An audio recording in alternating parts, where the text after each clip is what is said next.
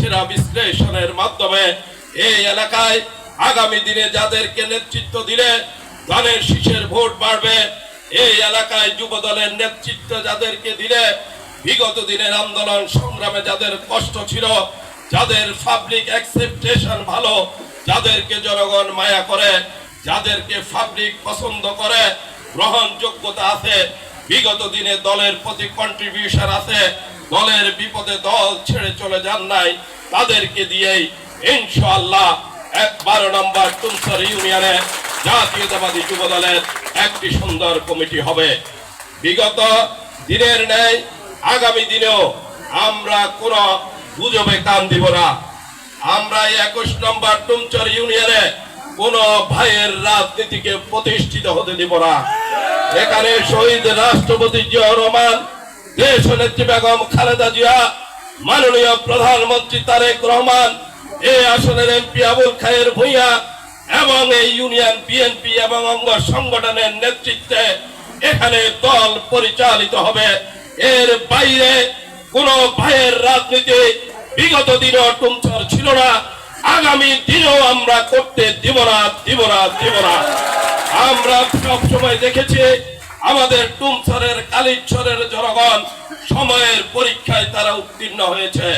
তারা ব্যারিস্টার মওদুদ আহমেদ যখন এখানে নির্বাচনে প্রার্থী হয়েছিল, হারুন সাহেব আওয়ামী লীগের প্রার্থী ছিল, দেশনেত্রী বেগম খালেদা জিয়াকে এখান থেকে আপনারা এমপি নির্বাচিত করার পরে এই আসনটি যখন দেশনেত্রী বেগম খালেদা জিয়া ব্যারিস্টার মওদুদ আহমেদকে দিয়েছেন, তখনও আমরা দেখেছি এই কালিচরের মানুষ সেদিন লক্ষ্মীপুর থেকে ভাড়াটিয়া আওয়ামী লীগ যুবলীগকে তারা রুখে দিয়েছে, ভোট কাটতে দেয় নাই। আমরা বারবারই দেখেছি টুমচর কালিচরের মানুষ সময়ের পরীক্ষায় অবতীর্ণ হয়েছে, বিএনপির পাশে ছিল। সংগ্রামী সাথী ও বন্ধুরা, বিগত পেশিবাদী আন্দোলনের যখন প্রখরতা ছিল, আন্দোলনের যখন তীব্রতা ছিল, পুলিশ যখন ধরে নিয়ে যেত, পুলিশ যখন মিছিলে গুলি করত, পুলিশ যখন রক্ত চক্ষু দিয়ে নেতা কর্মীদেরকে ভয় ভীতি দেখাতো, এই টুমচর থেকে আমরা হাতে গড়া কয়েকজন নেতা কর্মীর দিয়ে তো এই বিশাল সংগঠন পরিচালিত করা যাবে না। কিন্তু ওই 10-12 জনকে আমাদেরকে প্রায়োরিটি দিতে হবে। তারা জীবন মৃত্যুর সন্ধিক্ষণে জীবন মৃত্যুর মায়া ত্যাগ করে তারেক রহমানের আহ্বানে, দেশনেত্রী বেগম খালেদা জিয়ার আহ্বানে ঢাকা গিয়েছে, চট্টগ্রাম গিয়েছে, লক্ষ্মীপুরের রাজপথকে প্রকম্পিত করেছে, নানান অন্যায় অত্যাচারের শিকার হয়েছে। তাদেরকে ভুলে গেলে আল্লাহ তাআলা আমাদেরকে ক্ষমা করবে না। তাদেরকে মূল্যায়িত আমাদেরকে করতেই হবে। কিন্তু আরেকটি কথা আছে, দলের জন্য কষ্ট করেছেন, পুলিশের নির্যাতন সহ্য করেছেন, কিন্তু সামাজিক ভাবে আপনার অবস্থান নেই, মানুষ আপনাকে পছন্দ করে না, নেতৃত্বে আসার সুযোগ থাকবে না। জনগণের শ্রদ্ধা সম্মান স্নেহ নিয়ে রাজনীতি করতে হবে। আপনি কষ্ট করেছেন, দলের প্রতি কন্ট্রিবিউশন আছে, আপনাকে দল অন্যভাবে মূল্যায়িত করবে। কিন্তু জনগণ যাদেরকে পছন্দ করে, জনগণ যাদেরকে দেখতে তাদের শীষে ভোট দেওয়ার জন্য আগামী দিনে উদ্বুদ্ধ হবে, তাদেরকে দিয়েই জাতীয়তাবাদী যুব দলের এই ইউনিয়নের কমিটি হবে।